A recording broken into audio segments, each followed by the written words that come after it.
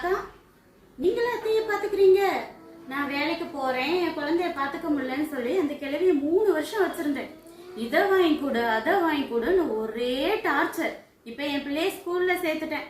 அவங்க ஹெல்ப் எல்லாம் என்னமே எனக்கு தேவையில்லை. நீங்களே அவங்கள பாத்துக்கோங்க. வச்சிடுறேன்.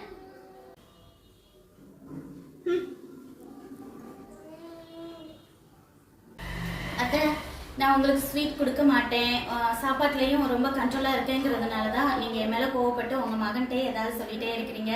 இனிமேல் உங்கள் இஷ்டப்படியே இருங்க அத்தை. நீ இது வரைக்கும் எப்படி நடந்துக்கிட்டியோ அப்படியே நடந்துக்கோமா. அத்தை, சின்ன மருமக நீ நினைச்சு என்கிட்ட பேசினதை இப்பதாமா கேட்டேன். அவ இத்தனை நாள் எவ்வளவு சுயநலமா என்கிட்ட பழகிருக்கான்னு. உண்மையா பழகு நான் உன்னை நான் புரிஞ்சுக்காம விட்டுட்டேனேம்மா. என்னை நினைச்சிருமா. நீங்க சொன்னதெல்லாம் எதையுமே நான் மனசுல வச்சுக்கல அத்தை. ஏசப்பா சொல்லியிருக்கிறாரு, ஒன்ன போல பிறரை நேசின்னு சொல்லி. என்னோட பலவீனத்துல நான் எப்படி என்னை கவனிச்சுப்பேனோ அதே போலதான் உங்களையும் நான் அக்கறையோட கவனிச்சுக்கணும் தான் ஆசைப்பட்டேன் அத்தை. 2 பேரும் சேர்ந்து ஒன்னா இருக்கலாமா?